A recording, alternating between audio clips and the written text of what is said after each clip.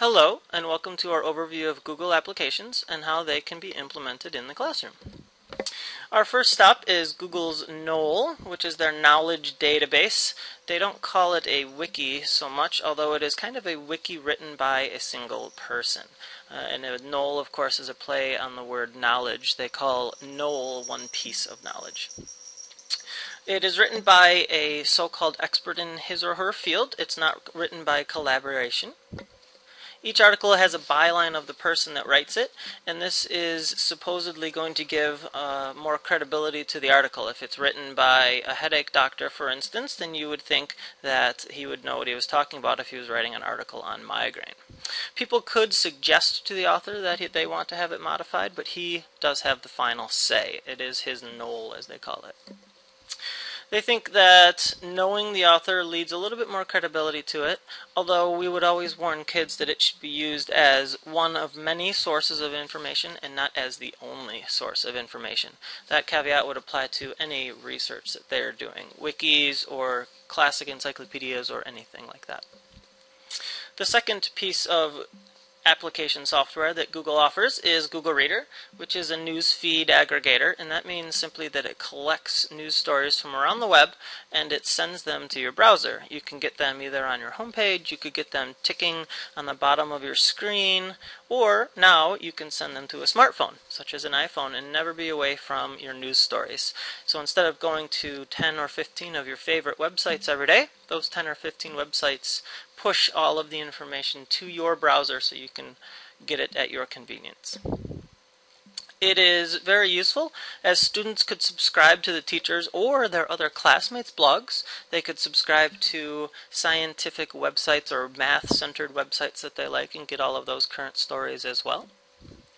Speaking of Blogger, it is also a tool to let you communicate with the outside world. If you are a teacher, you could use this to communicate with both students and parents. I use this in my own classroom to inform the parents of what's going on every week and upcoming tests and quizzes and that sort of thing.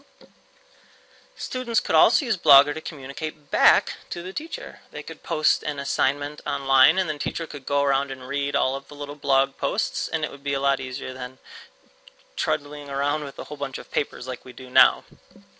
Additionally, you could use Google Reader and Google Blogger together, and you could subscribe to each other's blogs, and you never have to actually go to the blog page. It would be delivered right to you. Two more exciting features that Google offers are Google Documents, which is the ability to collaborate online with students, teachers, and parents. You can all edit the same document at the same time. And Google Sites, which is a website builder. Google Docs basically lets you do word processing, spreadsheets, or presentation collaboratively online, so all of you can share it, and you can actually all be editing at the same time as well. It's free, and the learning curve is fairly easy. It closely mimics Microsoft Word type environment, so everyone is familiar with that. And it not only creates documents, it also creates spreadsheets, such as Excel-type spreadsheets, as well as forms and surveys, which are useful for teachers if they're going to survey the class about anything. And it also provides Google Presentations, which is the one we are using right now for our group presentation.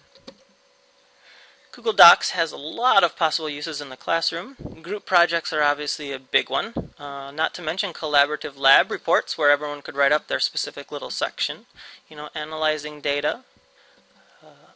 A big one is that it is accessible anywhere from any computer, so you no longer have to carry around jump drives or email you and all of your friends. Any computer that has internet access will have your paper on it. Definitely has the ability to quickly and easily import documents into Google format. So if you have an old Word document from a couple years ago that you want to send to Google, you can just click it up and Google will convert it for you. Google Sites is a WYSIWYG editor, so what you see is what you get. You don't have to worry about typing in all the old HTML code anymore. You can have multiple people working on a single web page, kind of like a Google Documents. And you can create as many sites as you would like. So you could use one for your own personal use, one for your professional use, etc. Lots of advantages. It requires no previous knowledge of web design and formatting, which is always a pain. You can easily upload files and documents. and they make very nice templates that you can use in order to make your web page very quickly and very easily. All of the color and setup has been done for you. You just have to customize it with your own information. Definitely designs the navigation for you, and there's even a built-in classroom website template.